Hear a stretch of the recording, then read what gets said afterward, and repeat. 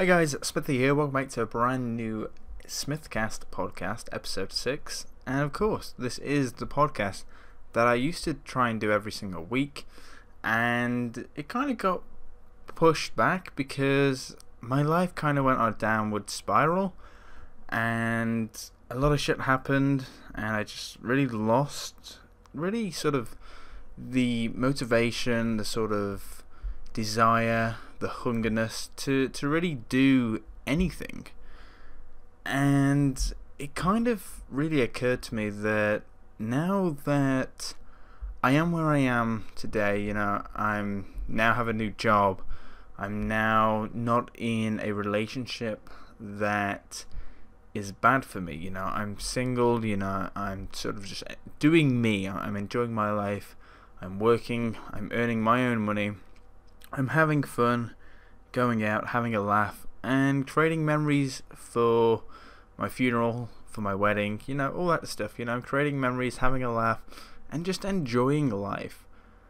And I decided that I should get this podcast back on track, I'm not going to say there's going to be one of these every week. These are just going to be a thing where it's just like a sit down and talk. And that's what I always like about this podcast, is that I can just sit down and talk about whatever I need to talk about, whatever I want to get off my chest, whatever I want to talk about. If something, if a game comes out and interests me, or if something interests me in the news, I can just do one of these, rock it out, and just enjoy.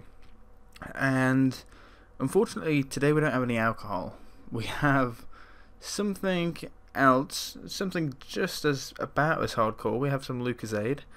And I've been rocking Lucozade. I think I have a Lucozade addiction, to be fair, I've been drinking a lot of Lucozade lately. And, Lucozade's great. It's nice. And it's just too good. Like, it is really, really good. And, it's so lucky for some people. Like, I know a certain YouTuber is sponsored by Lucozade. And that is Syndicate. Syndicate is sponsored by Lucozade, and that is so lucky. Like, damn. Like, obviously, like Nade Shot and some of the other, all of Optic is sponsored by Red Bull, etc. But Lucozade, damn, that's my shit. Like, Lucozade, I love, and I just wish I could be sponsored by Lucozade. But I just imagine having something unlimited of something you love, or just imagine having unlimited, I don't know, say you got sponsored by, just roll this out there, like PlayStation. Like, PlayStation do sponsor people. Say you got sponsored by, Activision, or you just got sponsored by products that you love, Elgato or Astro, or, even like Coke, it's just insane. Like, imagine having something unlimited of something that you love. Like, let me know in the comments what you would pick if you were able to get a sponsorship for absolutely anything. What would it be? I honestly don't know what mine would be, but I know Lucozade's up there. Lucozade is up there, but I wouldn't want unlimited Lucozades. Like, it's cool, but if you could get unlimited something for the rest of your life, surely you'd want something else other than Lucozade, because Lucozade's probably going to kill you anyway. So you want something that is worthy of an investment, something that isn't going to kill you. So you want something possibly in the entertainment area, something like a gadget or tablet, or like I said, Astro, controllers, consoles, etc. Something like that. You want something that's going to keep you there, that's not really harmful to you. I mean, one bottle of Lucozade isn't bad for you, 2 bottles isn't bad for you, but like when you're drinking 10, 15 a day, it is bad for you. I'm not at that stage, but it is bad for you when it gets like that. And, I just don't know what it is with Lucozade. I don't know what they do, but they have so many flavours, and they're just all, like the original Lucozade, I'm not really a fan of that, but I can drink it. Lucozade Orange, Lucozade Cherry, Lucozade Pink Lemonade, Lucozade Brazilian, like, there's just so many good Lucozade drinks out there, and it's just insane. It really is insane. But what I'm going to start this with is Black Ops 3, because Black Ops 3 is my game right now. My shit's on par in Black Ops 3. I'm enjoying it. I'm loving it. I did do a video about something that I really didn't love in Black Ops 3, which was there's no sort of playthrough experience. Like, there isn't like a revisit. There isn't that sort of thing that drives you back to the game. And I know a lot of people will say, well, you know, multiplayer is the best experience we've ever had. You know, the guns, you know, the sort of where the guns are at right now, probably the best gun sort of mechanics have been in Call of Duty. And everything's playing well. You know, there are a few glitches, a few bugs, but they're getting fixed. And Treyarch is fixing them pretty quickly. And, you know, zombies is fun. You know, everything is where it's at in Black Ops 3. And that's great, because I finally feel as if we're actually starting to sort of feel like Call of Duty, when it releases now, can be a good game from the start, from the get-go. And that is brilliant, because Call of Duty Ghost, I remember, released on the PS3. And I remember on day one of it releasing on the PS3, you know, before the PS4 was out. I think the PS4 was out a week and a half later on into its life cycle. But Call of Duty Ghost released out on the 360 and the PS3 and the PC. And in day one, there was hacks all over that. And I understand previous gen consoles, you know, the PS3, the Xbox 360, they're easy to hack.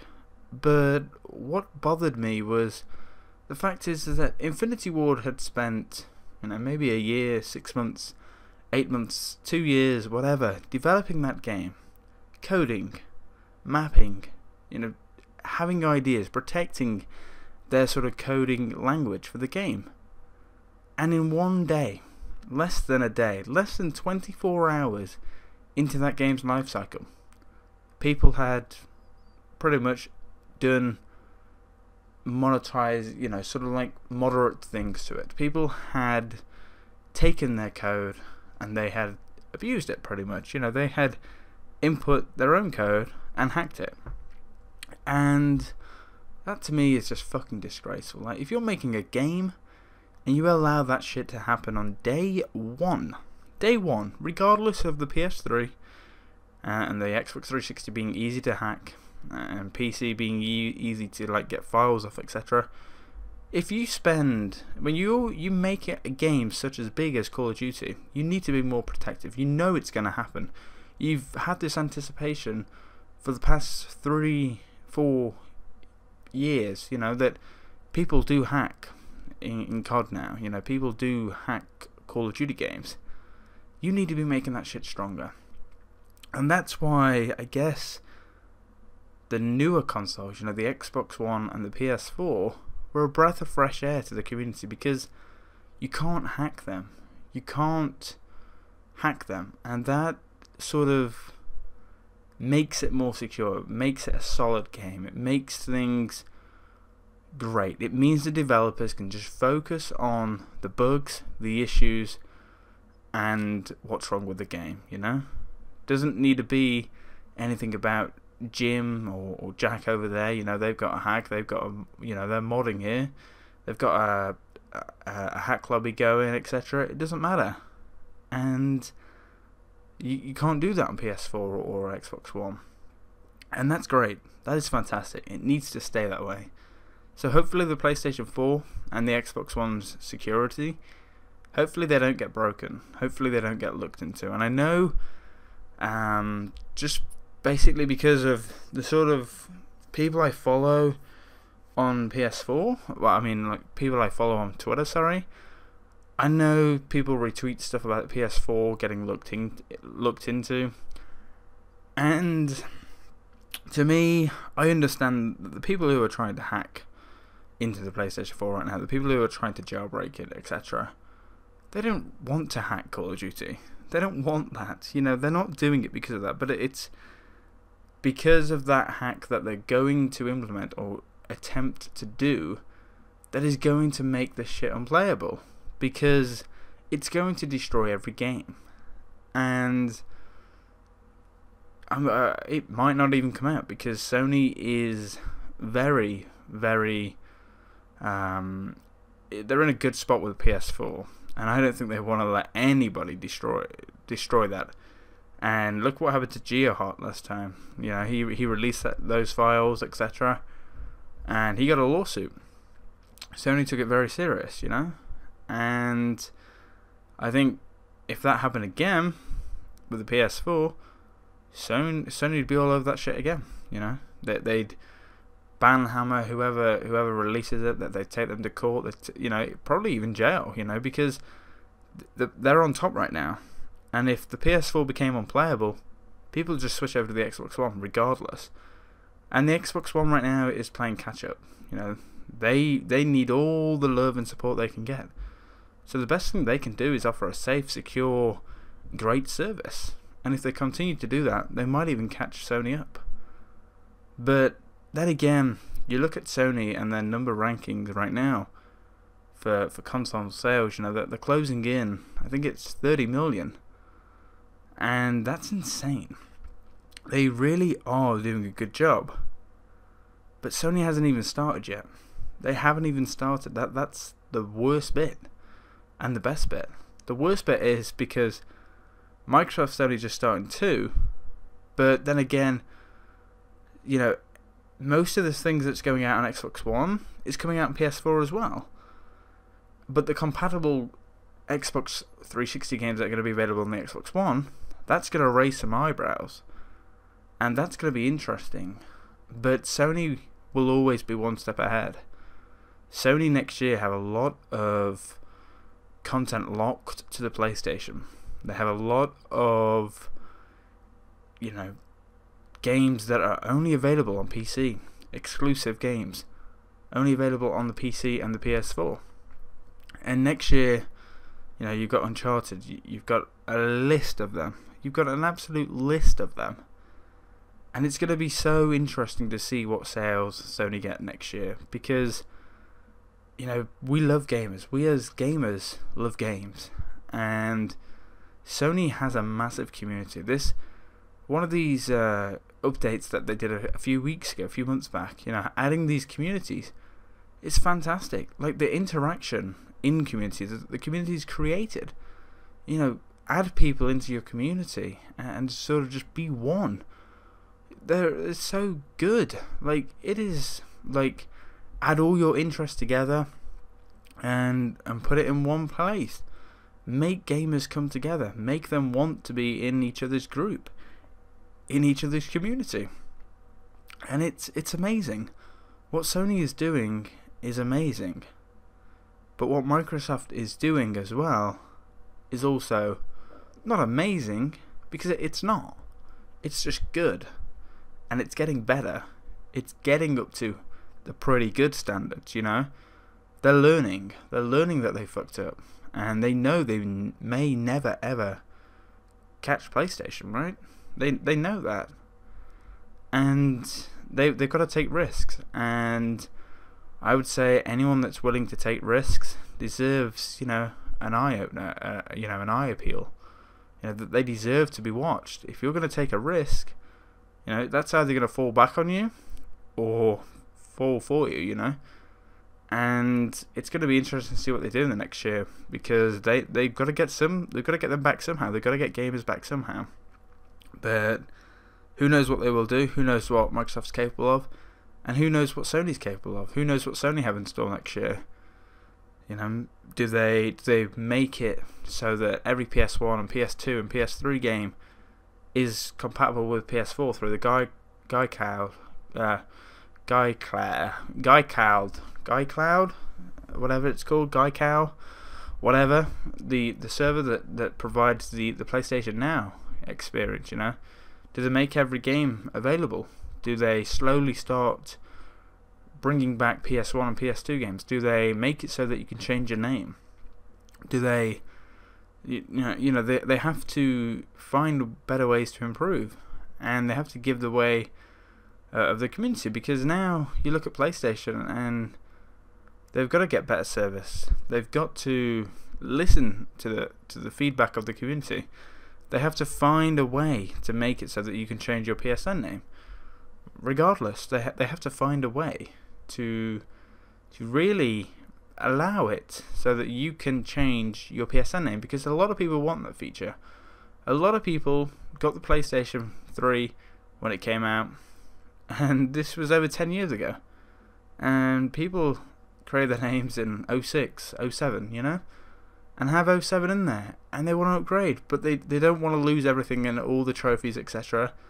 on that account.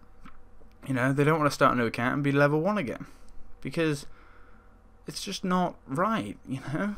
And on the Xbox One and Xbox 360, you can do that, and that's always something that I've always looked at and thought, you know what, that was a good idea from Microsoft from day one. But it's going to be interesting to see what consoles bring next year. Of course, right now, I think truly right now, up until this month, there's been no true next-gen game. There's been next-gen games come out, but they weren't fully developed for next-gen. There's not been a multiplayer next-gen game. There's been single-player games, yeah, but not a multiplayer. And Black Ops 3, Fallout 4, Star Wars, etc., just a start. It is just the start of next-gen gaming, and it feels great. Feels great, looks great, plays great, and we're just in for a great ride ahead, and that's amazing. But anyway, talking about Black Ops 3, we kind of got a bit distracted there, didn't we? We kind of got a bit off topic. But Black Ops 3 is out right now. It's been out for over a week, and it's great. It is great. The game feels great. The game runs smooth, looks smooth, plays well, and I like this. But I did a commentary on it. What Black Ops 3 is missing right now is the desire to play it every night. I think in a month's time, people will be bored of Black Ops 3. People are going to be bored of the maps, the game modes, etc. And people are going to have all the best classes. Whether Treyarch are still tuning them in a month, you know, maybe they're still locking down spawn issues, etc. in a month's time. Who knows? But people will get bored of it, and people will dip their toes in other things, and they'll either swim that way, or they'll get out and go back to the same old Call of Duty. And Call of Duty right now hasn't been in a good position like this since probably Black Ops 2, if not before Black Ops 2. Any game after Black Ops 2 up until now has been shit, and they sort of wiped a lot of fans' belief out, wiped a lot of fans out, you know, just said, look, fans looked at that game, the two games that came out, and said, look, these are shit, we don't want this anymore. And Treyarch has possibly got them all back in a hurdle, and the future lies in Treyarch's hands. What do you want from your game in a month's time? If you still want people to be playing it, you got to make it the best game and the best game experience ever. And like I said in my commentary, you know, the thing it's missing right now is kill streaks. I honestly do think the reason why the older games, you know, from COD 4 to World at War to MW2 to Black Ops 1, the reason why they were so good was because they had kill streaks. And when you have kill streaks and you have 3 kills getting a UAV, 8 kills getting you a payload, or 9 kills getting you an AC-130, 10 kills, whatever, 11 getting you a chopper, it creates that sort of passion, that sort of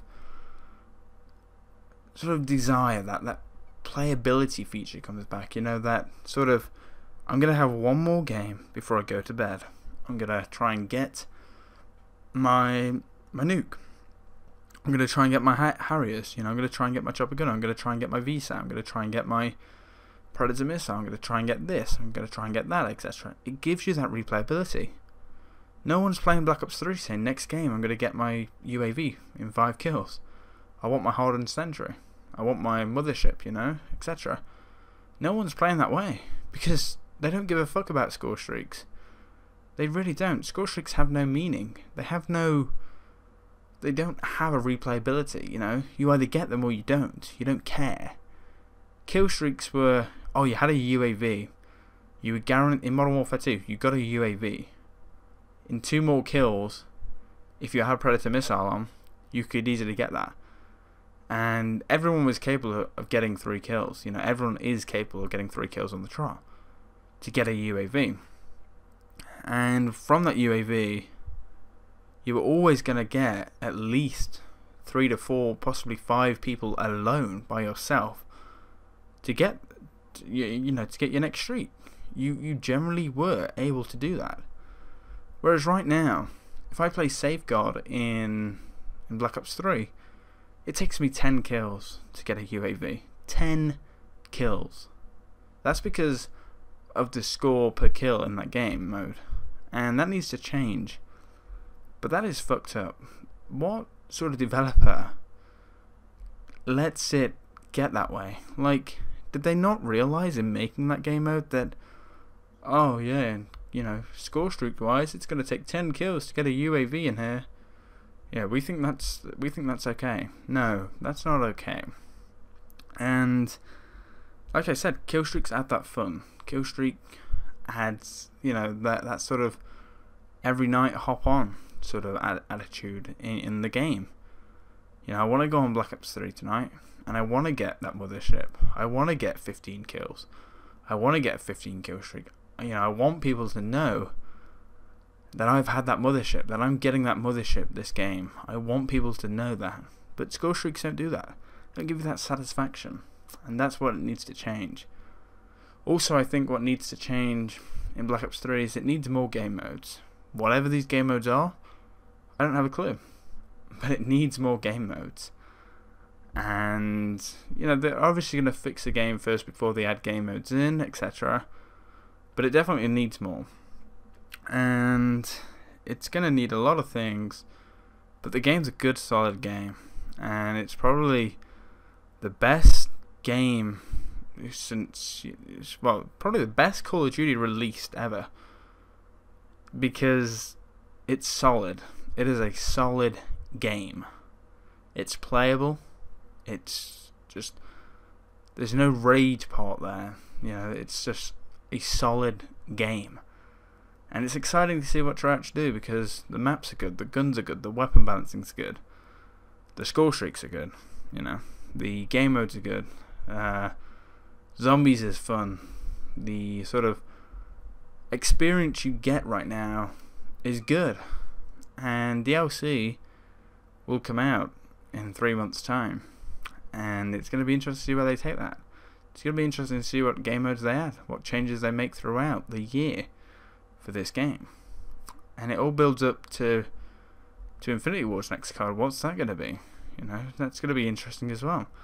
See what they have on the table, because they've had, since Ghost, you know, they've had Advanced Warfare, Black Ops 3, you know, they've had pretty much 3 years to develop their game. So that's going to be awesome. What I do want to talk about now is my YouTube channel, because we did just pass 700 subs, which I'm grateful for. I really am. Like, this year I went from, I think I was at 200 subs at the start of the year. No, not the start of the year. I think it was in January I hit 200 subs, and now I'm at 700. That's insane. That's 500 new subs. That's mind-blowing, because never did I think I would get 700. I'm almost at half a million video views as well. Like, that is a lot of video views, right? I could never dream, like when I first started my YouTube channel, you know, I'd get 500,000 video views. Like, that's insane. Like, that 500,000 people have watched my videos, you know, and that's insane. Like, they might not be subscribed, but that's insane. Like, just picture that in your head right now. That is insane. And it's not 500,000, but like, well, it generally is, isn't it? Really, like, obviously, one person might watch a few of my videos, or one person might watch every video I upload, etc. But it's still 500,000, you know? It's still there. And that's awesome. That's just insane. In terms of my YouTube channel, I feel as if I really lost a lot of motivation this year. And it was around from June, July, and it was really up until October, the end of October, where I sort of snapped out of that mood.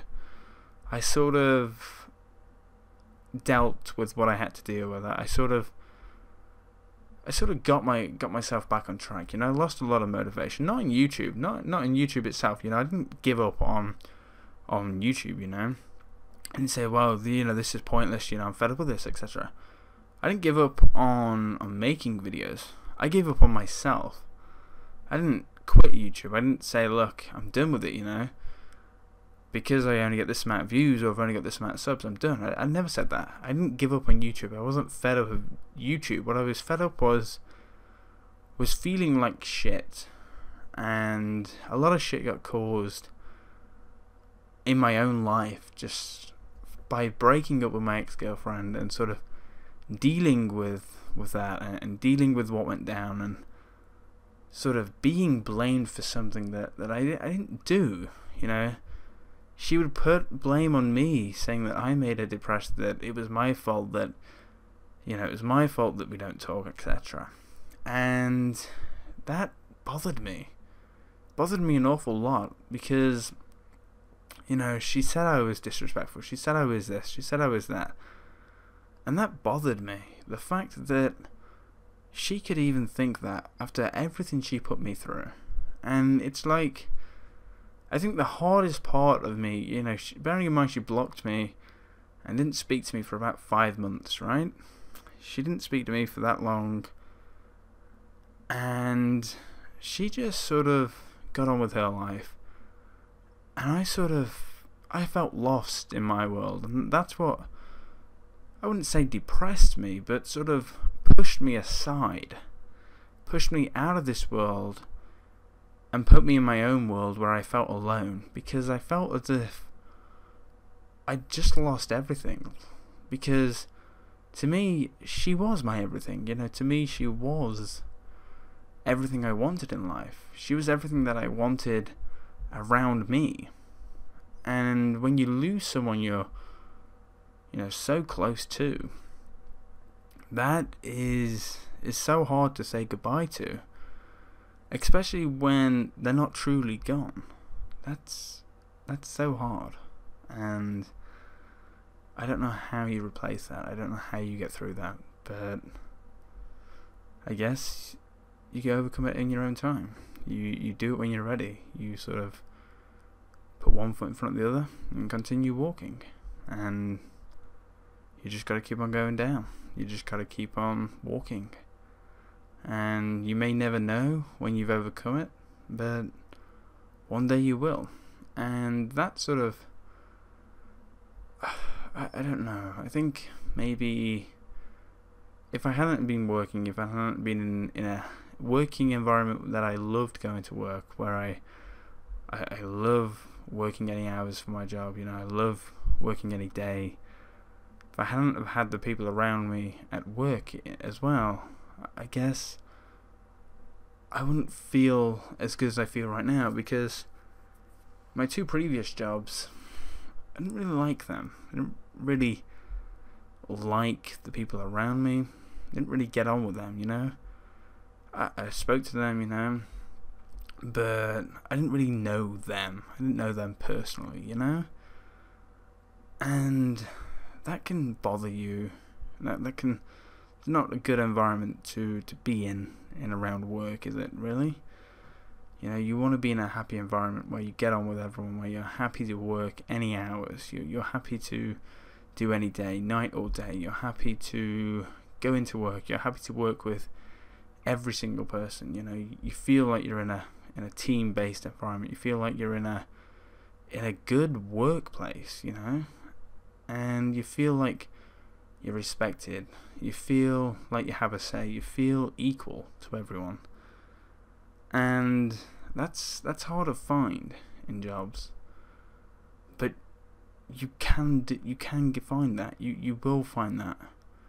And they say a job that makes you happy is supposed to be the best job that you can ever get. The day you turn up to work and you're no longer happy in that workplace is the day you should quit that job. If that job doesn't make you happy anymore, you should give it up. Because if you're not happy to work there, then you're just doing it for the sake of it. You're not doing it because you want to. You're doing it for the sake of it. And you should never do anything that you don't want to do. You should never do anything for the sake of it. You should do the stuff you want because you want to do it. And that is what you have to focus your life on, really. You really have to balance it out and say, you know what? What do I really want? What do I want from my life? Where do I want to be? And you have to figure it out how you're going to get there. And then you have to act on those steps. You have to take the first step on that list and say, look, this is what I want. And I'm going to get it by doing this, by doing that. And that's how you build up to that bridge. You know, that's how you walk across that bridge. And that's how you do what you want in life, you know? Whether it's to be an actor, whether it's to be a footballer, whether it's to be a commentator, whether it's to do YouTube, whether it's to be a photographer, whether it's to be, you know, an engineer, a builder, someone like that. That's how you do it. You have to look at how other people got there and give it your all and work your way up. You're not going to be at the top of your game straight away, and you're not going to be the best person you possibly can be at the age of 17, 18, you know, whatever age you are. There are people out there that have done what you want with your life. There are people out there that, you know, the dreams you dream of, people have done. You know, people have become a celebrity. People have become that icon, that figure, that sort of well-known person, you know? People have done that, and they did it by their way. They did it because they wanted it more than anything, and they didn't give up. No matter how tough it got, no matter what it took, no matter how long it took, they didn't give up. And that's what you've got to do, is you can't give up on what you want. And life is crazy like that, because you don't know how long you've got to fight for it. But if you want it, you'll get it. And if you get it, it's because you wanted it so bad. You wanted it better than the next person who wanted it. You wanted it better than 5,000 people who other people wanted it. You know, people want things, but they want it given to them. They don't want to work for it. And people like that need to learn life the hard way. And the hard way of learning life is that nothing is given to you. You know, people get chances, people get lucky, but nothing in life is given to you on a plate. There are going to be challenges, there are going to be things you have to build on, there are going to be things you have to tackle, work with, you know, people who you have to work against to succeed, to make the life you want, you know, to sort of get to where you want.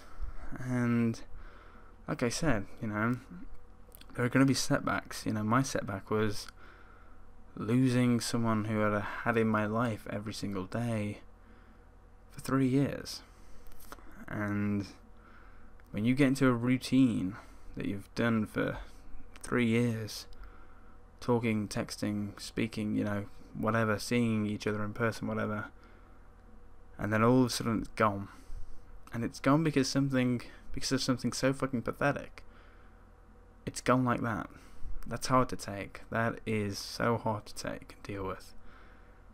And you just lose your inner self. You lose sort of you do lose a part of yourself, and a part of you says, you just have to go on, you have to accept, part of you goes on and says, maybe she'll come back, maybe she won't. Part of you goes on and says, you know what, I'm so annoyed it ended like that. Part of you says, well, give up, you thought you had everything, then it's gone. And part of you says, you know what, maybe it wasn't meant to be. There are so many things that happen when you lose something, when you lose a part of your life like that, and it's hard to deal with. You just have to continue, walk on, and that's what I did.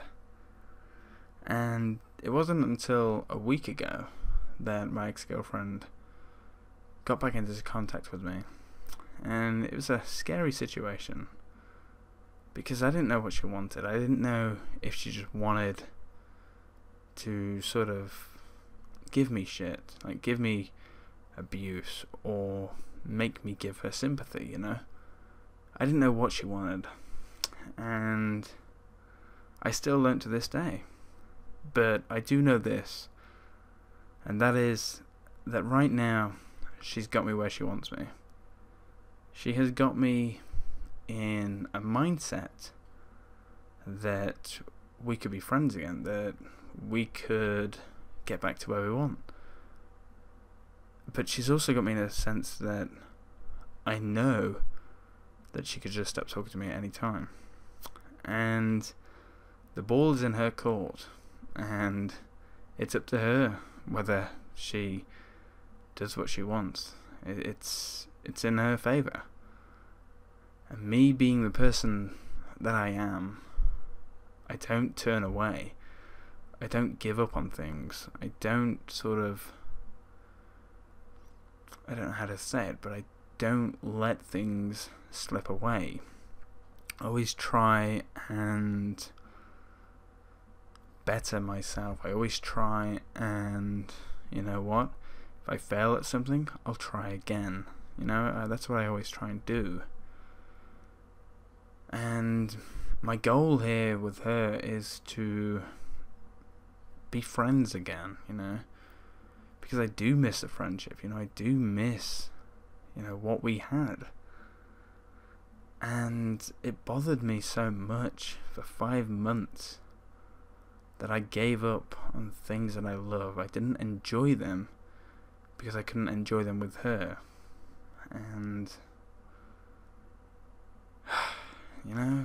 it sucks. It does. And that might not happen, but hopefully